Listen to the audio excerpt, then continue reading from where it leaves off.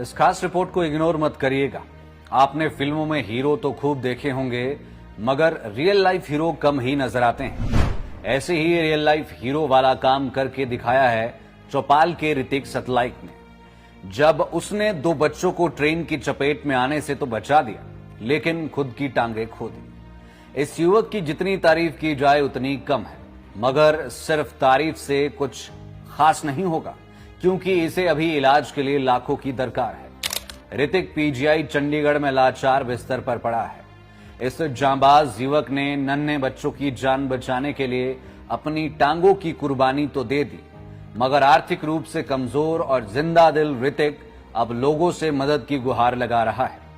इस हादसे में ऋतिक ने अपनी एक टांग गंवा दी और दूसरी में रॉड डल गई है। आइए आपको ऋतिक की इस जिंदा दिली की कहानी को सुनाता हूं।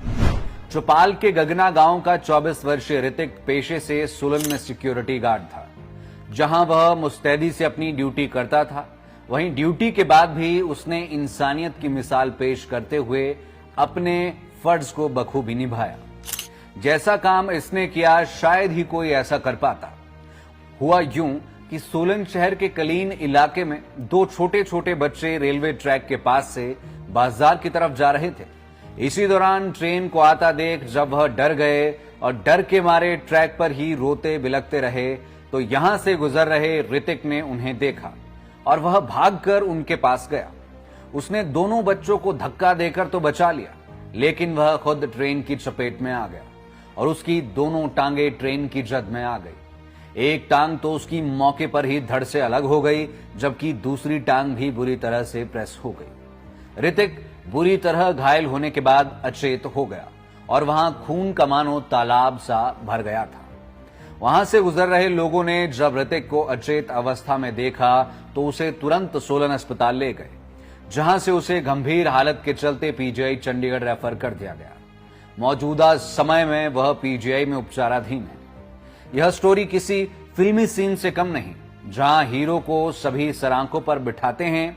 अब जरूरत है समाज को भी कि वह इस रियल लाइफ हीरो ऋतिक को सरांखों पर बिठाएं और उसे इस पीड़ादायक घड़ी में दिल खोलकर मदद करें। ऋतिक की एक टांग पूरी तरह से कट गई है तो दूसरी टांग में रॉड डली है। ऐसे में ऋतिक एक बार फिर से अपने पैरों पर खड़ा होना चाहता है। ऋतिक की एक छोटी सी गुहार है कि उसकी इलाज में मदद की जाए और वह अपनी ना सही आर्टिफिशियल टांग पर तो खड़ा हो पाए, मगर आर्टिफिशियल टांग भी लाखों में आती है। ऐसे में गरीब परिवार का यह होनहार बेटा अब लोगों से मदद की आस लगाए बैठा है। उधर ऋतिक के परिजनों ने प्रदेश सरकार से गुहार लगाई है कि ऋतिक को इलाज में मदद सहित रोजगार का साधन मुहैया करवाया जाए। यह सुनकर मन भी सिहर उठता है। ऐसे में जिस किसी से जो भी बन पाता है, इस बेटे की मदद करे। आप स्क्रीन पर दिए गए गूगल पे नंबर पर, अकाउंट नंबर पर अपनी मदद भेजें और अगर आप चाहें तो कमेंट में मदद का स्क्रीनशॉट भी अटैच कर सकते हैं।